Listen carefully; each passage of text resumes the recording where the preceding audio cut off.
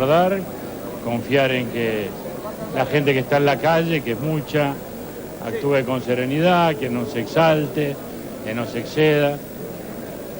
Y después esperar el resultado con el espíritu democrático que a todos nos debe hacer, como siempre, aceptar, acatar y celebrar que podamos seguir siempre votando en el mismo clima de tolerancia y de libertad que ha tenido el país tradicionalmente.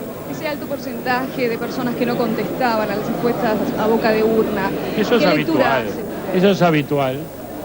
Siempre los porcentajes de boca de urna son muy elevadas la abstención, razón por la cual creo que eso debe acentuar la prudencia, no creer que eso ya es la elección.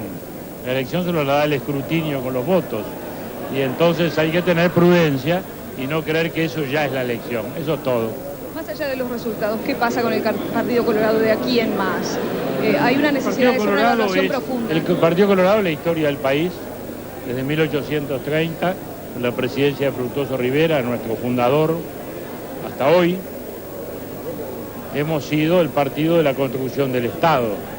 En el siglo XX, de los 18 presidentes, 17 fueron colorados.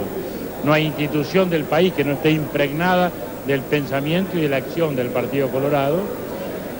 Y eso creo que nos hace una corriente no solo histórica, sino permanente. La concepción liberal humanista de la sociedad se le impregnó el Partido Colorado al país. La concepción social del Estado se le imprimió el Partido Colorado a través de la acción del vallismo. De esa síntesis doctrinaria del liberalismo humanista y del pensamiento social o socialdemocrático nació la síntesis que es el vallismo y que ha configurado a la sociedad uruguaya, caracterizándola hasta hoy. Que ha perdido mucho electorado, doctor Sanguinetti. Que ha perdido mucho electorado, ¿cómo se resuelve esto? Bueno, no sabemos cuánto es que se ha perdido de electorado. De modo que vamos a ver, esos son comentarios para después. ¿Hay necesidad de autocrítica? Caso, el Partido Colorado ha sufrido mucho la crisis y el efecto balotaje, que mucha gente anticipaba. De modo que yo diría que... Bueno, se ha cortado el contacto con la Casa del Partido Colorado. Ustedes lo veían, allí llegó el escribano Guillermo Stirling, acompañado de figuras relevantes del gobierno, de los ministros de la 15, también del doctor Julio María Sanguinetti. Vamos a hacer una breve pausa y retomamos el contacto con ustedes.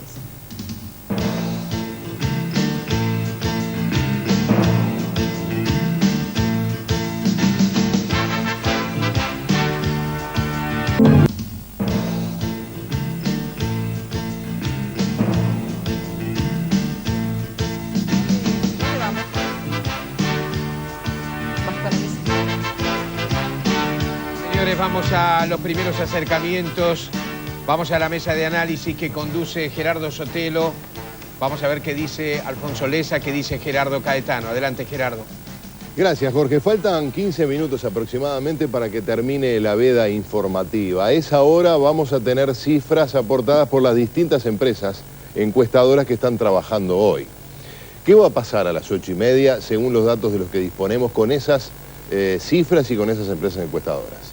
Bueno, hemos escuchado tanto a los analistas como a los dirigentes políticos que están manejando los datos que nosotros estamos manejando.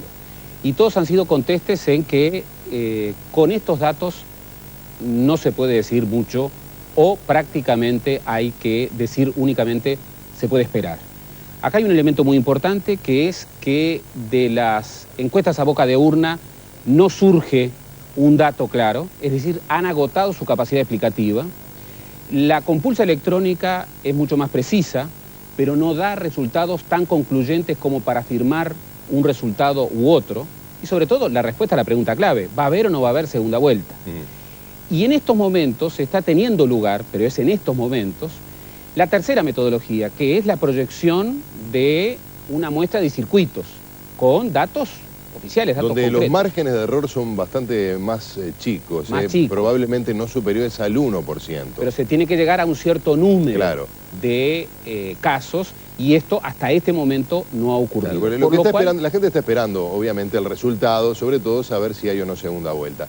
Lo que seguramente tengamos sea números, pero cautela. Sí, con cautela. Es decir, estos son los números que nos dan, van a decir las empresas, pero con cautela, ¿no? ¿Qué quiere decir esto? Que si la gente está esperando en 10 minutos o algo más cuando termine la veda, que algún encuestador le anuncie cuál va a ser el resultado, probablemente eso no va a ocurrir.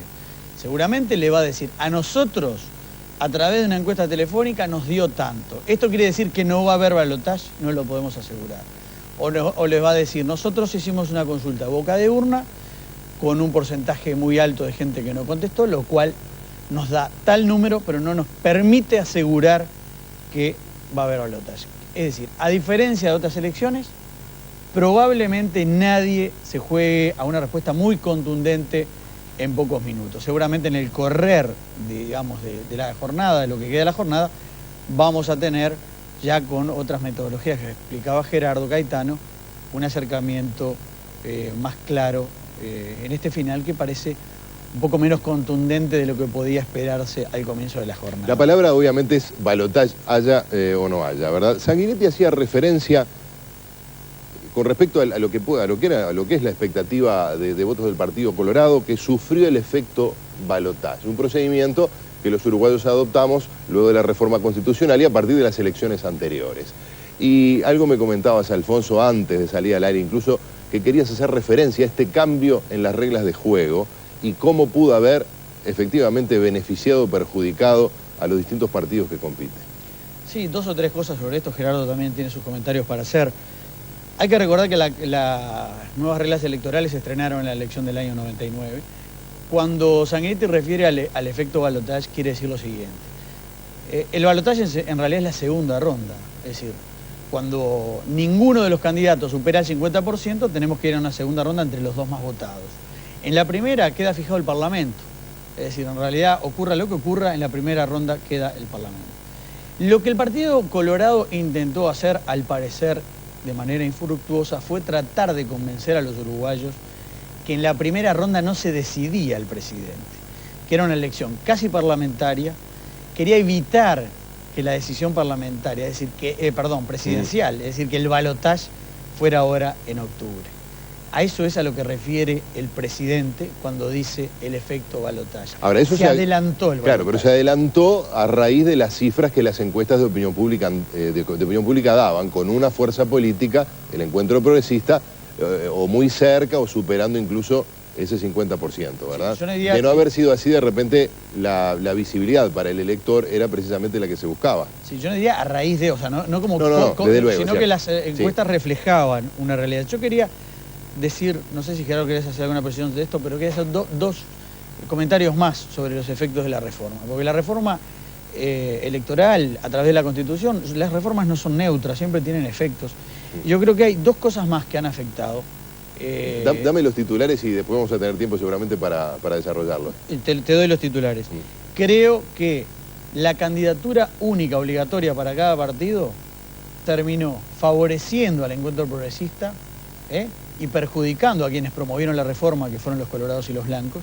Y a eso se suma otro aspecto que creo que también está jugando en contra de los partidos tradicionales, que es la acumulación por sublemas en diputados, las llamadas cooperativas electorales. Esos son los titulares que te tiro para desarrollar después. ¿Cómo no? ¿Gerardo? Sí. Un sistema electoral es un sistema de oportunidades y de restricciones, que los actores aprovechan o desaprovechan. No determinan. Yo creo que uno de los errores de quienes promovieron el balotaje es que en la segunda experiencia de la reforma, sus preanuncios de que, por ejemplo, era inevitable una segunda vuelta, en cualquier hipótesis, por lo menos hoy están en entredicho. Pero además ha tenido consecuencias no queridas para los partidos tradicionales, que fueron quienes promovieron la reforma.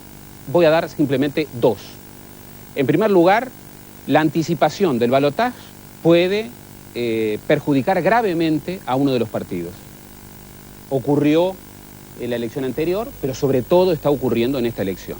Segundo, el balotaje, el sistema de reglas del 96 está ampliando la fraccionalización interna con un efecto rastrillo beneficioso para el Encuentro Progresista, mientras que está acotando la fraccionalización interna de cada uno de los dos partidos tradicionales que básicamente han quedado divididos en dos polos. En dos polos, mientras que en el encuentro hay una proliferación de subsectores. Y eso tiende a reproducir aquel famoso efecto rastrillo tan propio de la ley del ERU. Y que tanto se le criticaba desde la izquierda a los partidos tradicionales, ¿no? Y que hoy lo utiliza mucho mejor la izquierda. Claro. Y que hoy lo utiliza mucho mejor la izquierda. Vamos a volver después ya seguramente con alguna cifra, además de continuar con el análisis de Alfonso Lesi y de Gerardo Caetano. Adelante, Jorge Blanca. Gracias, Gerardo. Nosotros, mientras tanto, tenemos cosas que seguramente le va a interesar a la audiencia. Sí, hablábamos de lo histórico de la jornada y también uno piensa que esta jornada es inolvidable para quienes de alguna manera están viviendo esa chance de eventualmente llegar a ser presidentes de la República. Veíamos cómo vivió esa jornada hoy el doctor Jorge Larrañaga. ¿Cómo fue el día para el doctor Tabaré Vázquez? Este es el registro que nos acerca María Inés Ovaldía. Casi a la hora 17 llegó el doctor Tabaré Vázquez al Hotel Presidente. Aquí estará esperando las noticias que el veredicto popular le genere en torno a las expectativas de su posibilidad de ser el próximo presidente de los Orientales. Pero esta jornada, hablando de expectativas, había comenzado mucho más temprano. A las 8 de la mañana ya estaba en el Club Arbolito, que fundó junto a otros vecinos de La Teja históricamente y que nuevamente lo contó en sus mesas de votación como uno de sus privilegiados. Los uruguayos que estaban en la cola decidieron dejarlo pasar. La avalancha de prensa nacional e internacional fue enorme, pero hubo tiempo para saludar a los vecinos, firmar banderas y reencontrarse con su gente. No es que no quiera hacer cola. No. Lo que pasa es que los vecinos me han pedido que vote primero, así pueden votar tranquilos ellos. No solo lo pidieron, sino que hubo una vecina que planteó que era lo que correspondía. No, lo que corresponde es que haga cola, como hice siempre. Pero a efectos de facilitar el trabajo a ustedes y que ellos puedan votar tranquilos, voy a votar primero. Doctor Vázquez, si usted hubiera salido, hubiera tenido que crear un club más grande. En aquella época que íbamos a saber, ni soñábamos. Luego de haber salido de la casa temprano y de votar en Arbolito, el doctor Tabaré Vázquez concurrió a la casa de sus padres. Hoy viven allí su hermana y su cuñado y hubo un rato de desayuno familiar que fue además festejado por los vecinos del histórico barrio. Allí, algunos recordaron para Canal 10 un Tabaré de pantalón corto, pero estudiando hasta altas horas de la noche, aún en la vereda, aunque un poco en broma, recordando también los hechos que históricamente dieron pie a la consigna Aracalacana. ¿Y alguno de sus hijos es más o menos de la edad del doctor Vázquez? Si venía a jugar mi hijo acá, o iba Tabaré a la casa. El padre pegaba un grito y tiraban lo que tenían en la mano. Rompieran lo que rompieron, no les importaba, salían así. Así era fatal. Obedientes. Obedientes, tanto Jorge como Tabaré. Jorge era mío.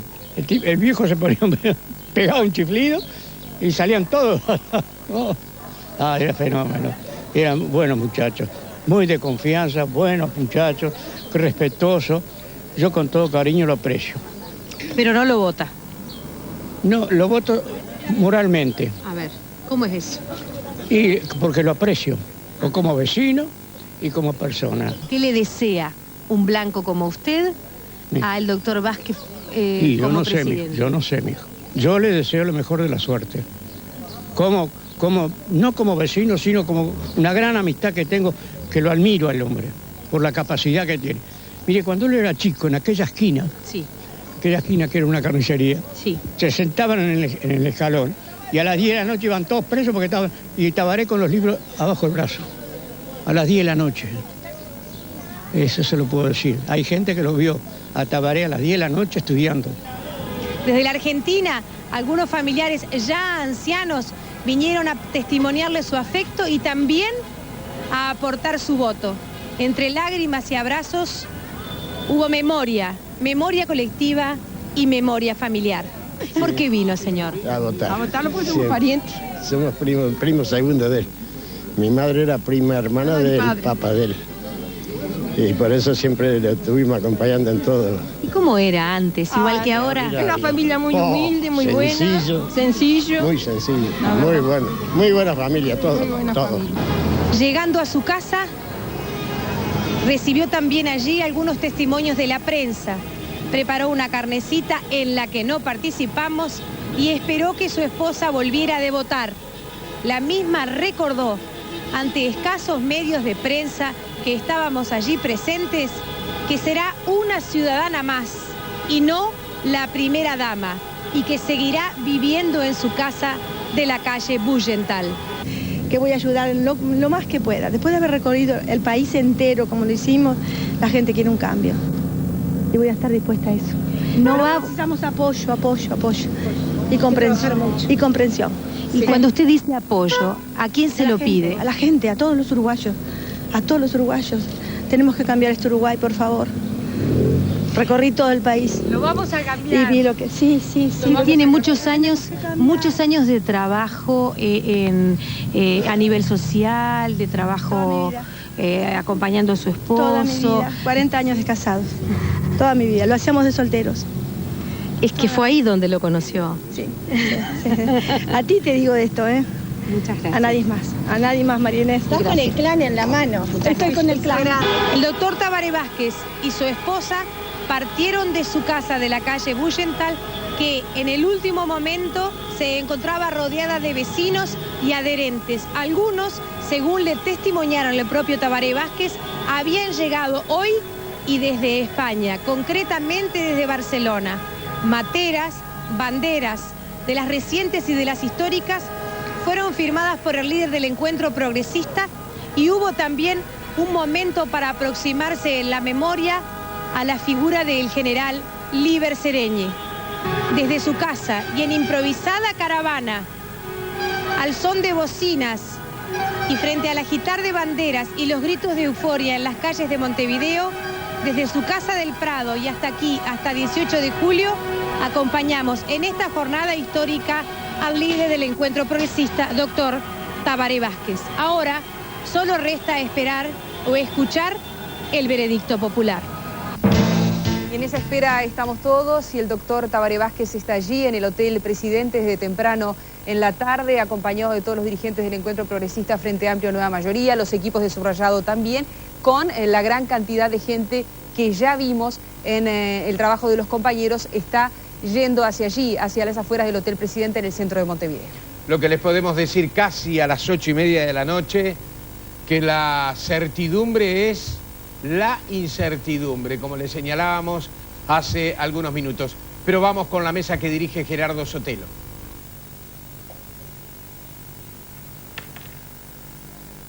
Gracias, Jorge. Faltan menos de 2 minutos para que termine la veda. Probablemente nos agarre conversando el fin de la veda. Pero bueno, la información de la que disponemos indica que las empresas encuestadoras, ya lo dijimos, van a ser muy cautelosas en caso de que 2030 tengamos cifras para dar de estas empresas. Yo creo que es muy importante porque en elecciones anteriores, las 2030 era como la hora mágica, en donde se decía ganó fulano, ganó mengano, ganó sultano. Lo que pasa que lo que ahora está en juego es una pregunta muy fuerte. Es la posibilidad de que uno de los candidatos haya ganado en primera vuelta. Y yo recuerdo algo muy importante, que de acuerdo a las nuevas reglas electorales, para que haya un ganador en primera vuelta, tiene que obtener el 50% más 1 de los votos emitidos, que incluyen los votos a los partidos, más los votos nulos, más los votos en blanco, más los votos observados.